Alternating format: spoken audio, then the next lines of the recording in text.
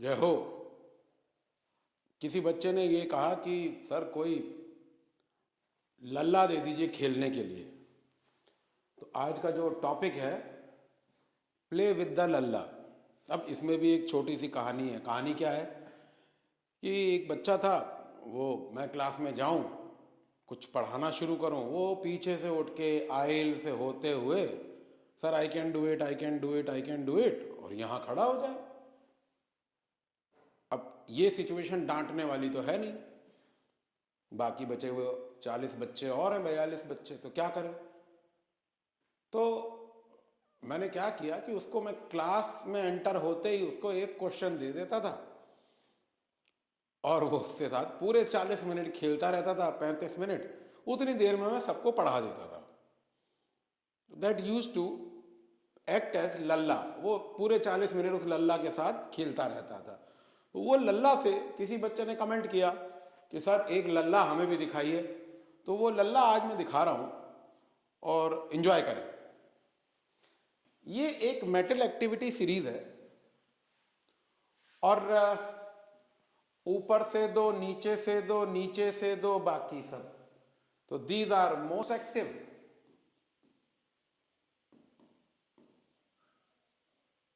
these are lesser active, these are least active, and these are inactive. Now, according to Saxena school of thought, the worst metal which could happen to mankind,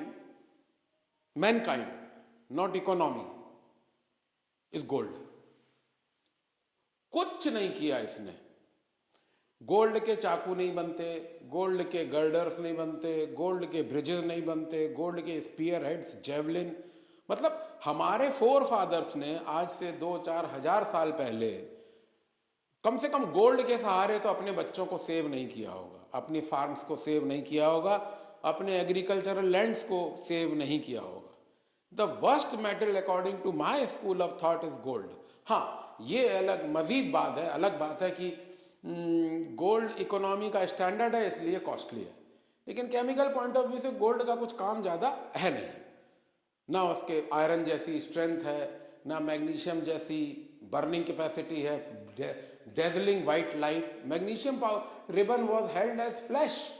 Vietnam war में caves के अंदर colonies थी, caves के अंदर schools थे, caves के अंदर लोग रह रहे थे। वो जो शूट था, तब फ्लैश लाइट नहीं थी, तो मैग्नीशियम जला के पूरा केव्स में शूट है। आप लोग कभी ब्राउज करें, how did the people use, how do they live during those times, and how was it recorded as a matter of magnesium dazzling white light. इन लोगों ने कुछ काम किया, इन मेटल्स ने। गोल्ड ने कोई काम हमारे लिए, मैनकाइंड के लिए नहीं किया। खैर उसको जाने दें, लल्ला की बात करें कि उस बच्चे को मैं लल्ला क्या देता था क्लास में घुसने के बाद, वो देखें। मैं उसको दे देता था बैलेंस दिस इक्वेशन।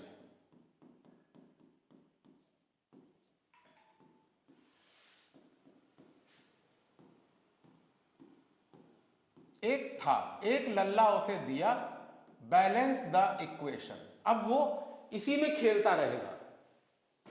बहुत ध्यान से सुने, 10th और 12th दोनों बच्चे सुनेंगे। ये 2 से 3 मिनट के अंदर दोनों क्लासेस कवर हो जाएंगी, और मतलब भर का आ जाएगा। वो इसको बैलेंस करने की कोशिश कर रहा है। नॉर्मली बच्चे एटम काउंट करते हैं, लेफ्ट साइड में एटम काउंट करते हैं, राइट साइड में एलसीएम लेते हैं और बैलेंसिंग करते हैं। मसला वो नहीं है। मसला ये है कि अगर नाइट्रिक एसिड अकेला है तो it will decompose as metal oxide, non metal oxide and oxygen molecule. Metal oxide इसका वो, नॉन मेटल ऑक्साइड उसका वो, और वो खुद इसका वो, उसका वो खुद। Metal oxide, non metal oxide, oxygen molecule itself. ये तो तब है जब नाइट्रिक एसिड अकेला है। लेकिन क्या हो अगर नाइट्रिक एसिड किसी मीडियम में है? मीडियम की भी बात कर लेते हैं। भाई विद बहन मीडियम है, चिल्ड्रन विद पेरेंट्स मीडियम है, teachers and the taught there is a medium. I have knowledge, I have some bliss, you need that knowledge, you need that bliss. तो एक मीडियम बन रहा है। तो मीडियम में अगर हम इसको ऐसे कर दें, then this will act as oxidizing agent. These are those agents which release highly reactive oxygen atom. Highly reactive oxygen atom. तो पहली बात तो ये है, फिर से पीछे चले, ये लल्ला है, बैलेंस करना है, और nitric acid alone, metal oxide, non metal oxide, oxygen, medium में this will act as oxidising agent, generate highly reactive oxygen and consume their. वहीं निकलेगा मीडियम में कॉपर के साथ और वहीं कंज्यूम भी हो जाएगा। Now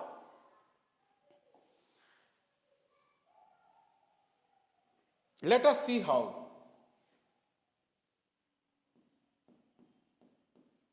Concentrate nitric acid decompose in the medium to give metal oxide, non-metal oxide and oxygen atom. This is highly reactive oxygen. Now balance the equation. First of all, balance the equation. Hydrogen here is 2 atom, on right side 2 atom, nitrogen here is 2 atom, nitrogen here, oxygen is 6, and oxygen on the right is as good as 6 atom. So this is a balanced equation. Now what happens? This reactive oxygen interact with copper. So copper would react with highly reactive oxygen to give copper oxide. One oxygen, it is balanced. Now here basic oxide and acid, they will interact. How? Let us see. Copper oxide react with nitric acid to give, acid with basic oxide give salt and water. This is balanced.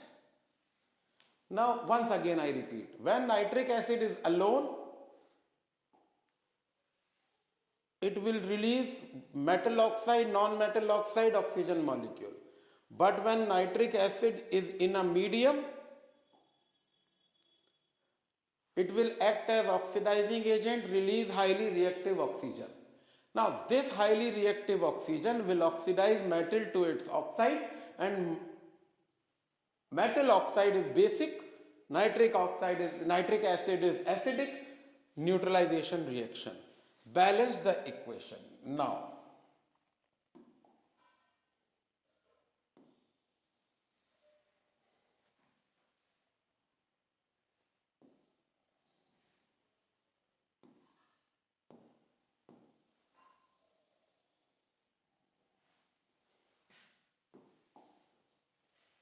Now see, oxygen released, consumed, copper oxide released, consumed. What happens? 1 mole of copper atom,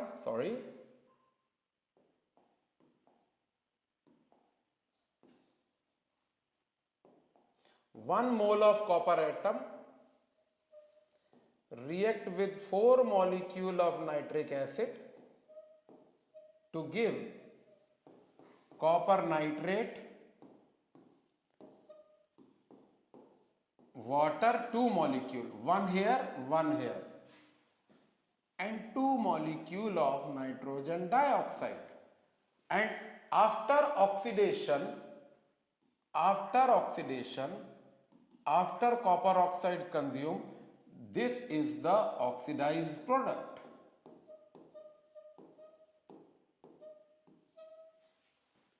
Welcome to Saxena School of Thought. This is step reaction for copper reacting with concentrate nitric acid. Now going back to the lalla. Here and you can compare. In this step reaction, you know the oxidized product. You also know that you have complete balanced equation. You have done it in terms of like you do simultaneous equation, cancelling at both ends. Here oxygen released with copper, it is consumed. Copper oxide formed is consumed with acid to give salt and water. So this is one. Let us take another one. Another step reaction. Copper reacting with dilute nitric acid. Now, the reaction is like this.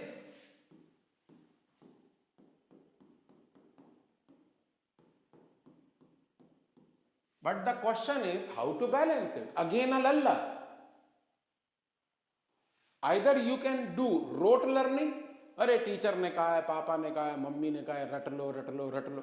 रटने की बात नहीं है. जब आप graduate करते हो higher classes में, आप रिडॉक्स की बात करते हो, यूडोमीट्री की बात करते हो, इक्विवेलेंट्स की बात करते हो, तो ये सब चीजें काम कर जाएंगी. इसको देखने की कोशिश करते हैं. Let us C. Dilute nitric acid decompose in the medium. This is a medium. To give metal oxide, इसका वो, उसका वो और वो खुद.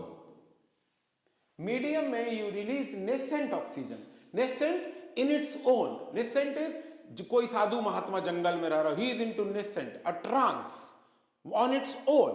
So this is highly reactive oxygen atom, nascent oxygen atom, NaSeCent, nascent. Now with concentrate you got H2O, NO2 and oxygen. So the mnemonic is ConCO-NO2. And with dilute you have NO. So you have with dilute you have H2O, NO and oxygen. So dil no. So this is mnemonic. Dil no. Dil no, conco no to. Now coming back, balance this step.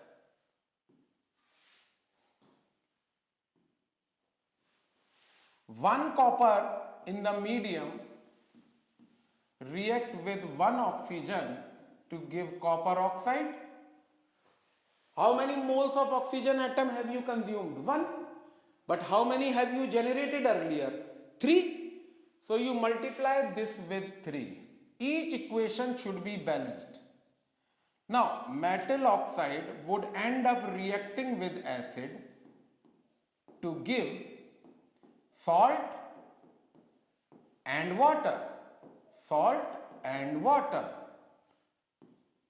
How many moles of oxygen, copper oxide are you using? 1. But how many have you generated earlier? 3. So you write 3 here, then this becomes 6. Then multiply here with 3. Whole equation is multiplied with 3. Now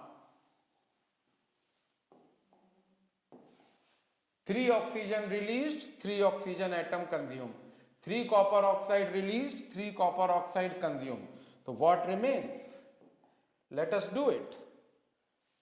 3 mole of copper atom with 8 6 and 2 6 and 2 8 HNO3 would give thrice copper nitrate,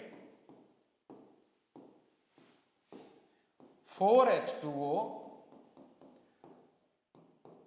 and 2 NO. This is the lalla. And more often than not, बहुत से cases में ऐसा देखा, अरे sir हम तो रट लेंगे, क्यों नहीं, बनाइए, ऑक्सीडेंट्स पहचानिए, रिडक्टेंट पहचानिए। ये 12th क्लास वालों की बात हो रही है। बट 9th वालों के लिए, 10th वालों के लिए स्टेप रिएक्शन एक ऐसी चीज है, करीब ज्यादा बड़ी बात तो नहीं है, 10th में आईसीएससी में करीब 12 से 10 या 12 स्टेप रिएक्शन है। MnO2 के साथ है conc HCl, PbO2 concentrate hydrochloric acid, potassium permanganate concentrate hydrochloric acid, potassium dichromate concentrate hydrochloric acid, concentrate sulphuric acid, concentrate nitric acid, concentrate dilute nitric acid, chlorine water. ये 7 ऐसे हैं जिसमें सब में स्टेप रिएक्शन लगता है। आप लोग जब मैं अपलोड करूंगा अपने कमेंट्स जरूर दें, और मैं बहुत जिम्मेवारी के साथ ये कह रहा हूं कि एक डॉक्टर की पहचान उसके पेशेंट से होती है, एक वकील की पहचान उसके क्लाइंट से होती है, और एक टीचर की पहचान उसके लर्नर्स से होती है। कोई ऐसा केस नहीं है other than the divine Lord कि कंप्लीमेंट्री ना हो। ये आप बहुत आसानी से सोच लें, और इसमें ऐसा नहीं है, मैं इसमें हीर रांझा, शीरी फरहाद, लैला मजनू और जाने कितने ऐसे केस हैं कंप्लीमेंट कर रहे हैं। अकबर ना होते तो तानसेन ना होते, अगर टीचर ना हो तो स्टूडेंट्स ना हो, स्टूडेंट्स ना हो तो टीचर ना हो। तो एक दूसरे को कंप्लीमेंट करने का एक ही तरीका है, हम अपनी बात कहें, उसको आप अपनी बात कह के आगे बढ़ा दें, जिसको स्पिनिंग यार्न भी कह सकते हैं। तो अगला जो मैं वीडियो बनाऊंगा उसमें यही है कि आइए कुछ पकाएं। अब पकाना माने कुछ ऐसा कि छोटी सी बात से शुरू करेंगे, कुछ बड़ा कर जाएंगे। तो आज के लिए इतना काफी है स्टेप रिएक्शन के बारे में। 10th के बच्चे और 12th के बच्चे इसको ध्यान से देखें। 12th वालों को तो करीब 40-50 इक्वेशन का लाभ मिलेगा अगर वो स्टेप रिएक्शन कर लेते हैं। 10th वालों को कम से कम 17-18 इक्वेशंस का लाभ मिलेगा। आपको मैं जब अपलोड करूंगा तो उसके बाद आप इसे देखें और फिर कमेंट डालें। क्लोरीन वाटर नहीं आता, कमेंट डालिएगा। Concentrate sulphuric acid, 7 chemical property है जिसमें से concentrate sulfuric acid reacting with metal, concentrate sulfuric acid reacting with non-metal, concentrate sulfuric acid reacting with inorganic compound, concentrate nitric acid reacting with copper, zinc, iron, concentrate nitric acid reacting with carbon, sulfur and phosphorus, concentrate nitric acid reacting with hydrogen iodide. So there are so many reactions in which either A, you end up rote learning, or B, you can play with the lalla. Thank you.